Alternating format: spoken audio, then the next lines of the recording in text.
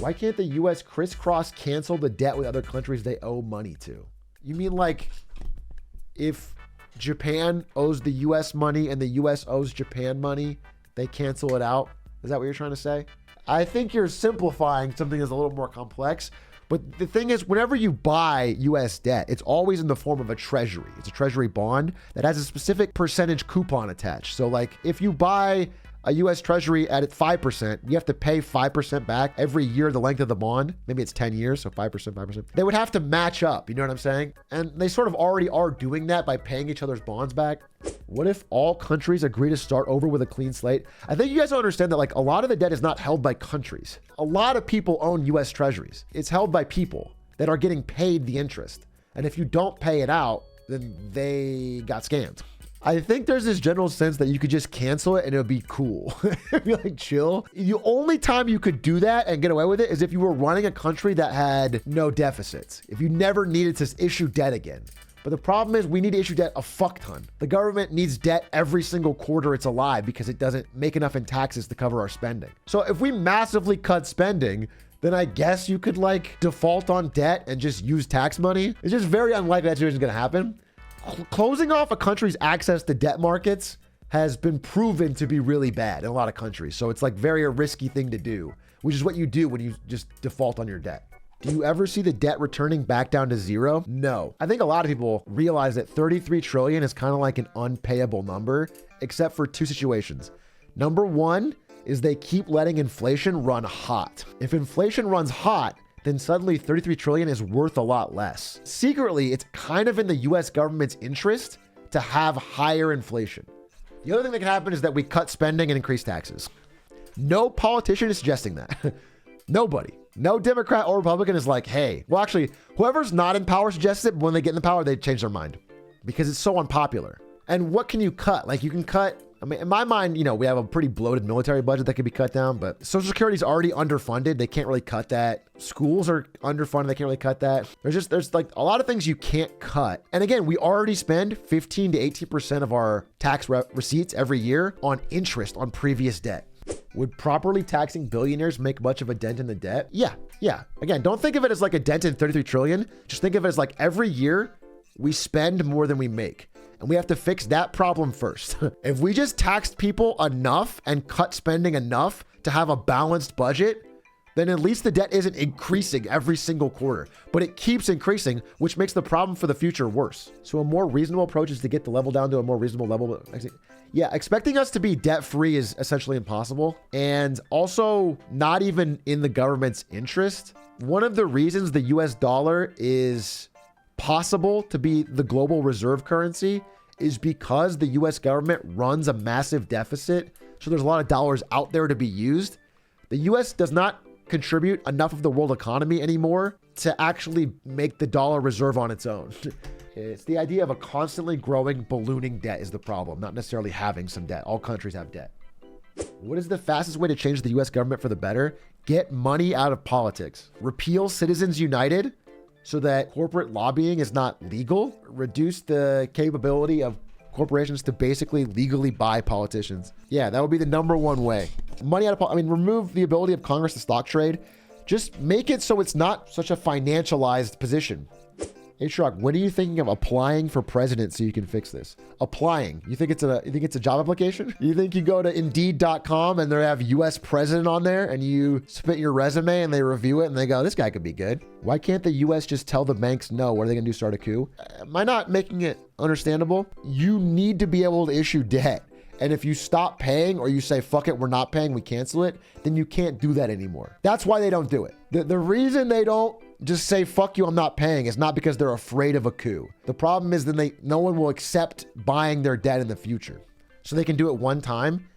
Okay, yeah, you can do it one time. And then if you ever need debt again, you're kind of fucked.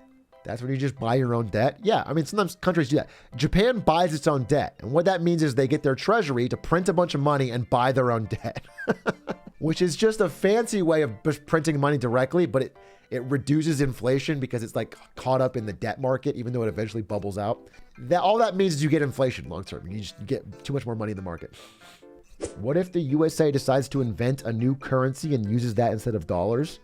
Does that solve any of the problems? Or does that just change the name of the dollar? Does that change anything at all? What if we print out national debt, bet it all on red, win, then burn all the money we printed? Let's think that through, right? So you've printed $35 trillion and you walk into a casino and you put it all on red and win. The Bellagio owes you $35 trillion. Where do they get the money to pay you? Debt. Not my problem. Not my problem. Okay. What's stopping the government from tying wages to inflation and printing infinite money? Wages are already tied to inflation. Rampant runaway inflation is just, I mean, look at any example in history of that happening. It's a disaster. Prices changing during the day, people getting paid and their money being worthless by the end of the day they got paid in it. Nobody wants to keep money in a bank or hold money in cash. They find a way to get it to a different currency. Eventually the numbers get astronomical. Money that you saved 1 week ago is now worthless. Runaway inflation is the end of a country or the end of the economy, really. It's like the last step before they have to fucking do a reset. How did Germany survive after their economic collapse post-war? Why can't we all do that? How did Germany survive after their collapse, the Weimar collapse, where the currency went to... They started World War II, bro. They militarized their whole economy, elected a populist fucking psychopath leader, and then started invading other countries. That was their plan to get out of the debt. So why don't we do that? Hey, Truck, if the US wanted to fuck over China, couldn't we secretly print billions of their currency and give them inflation? Secretly?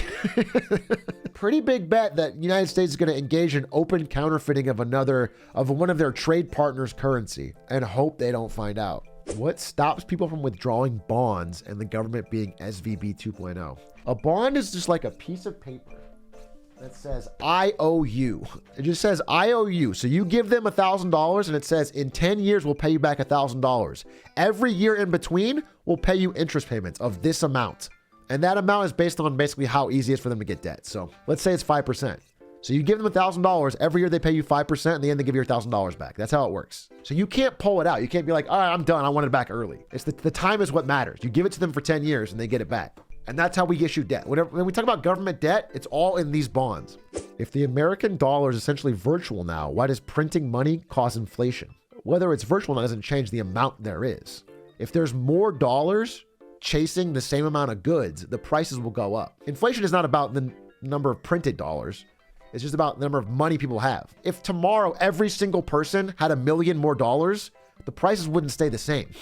Everything would go up. Printing money is done digitally. Why don't all countries agree to reduce military budgets by 50%? I think you have a sweetheart. That's not how it works, bro.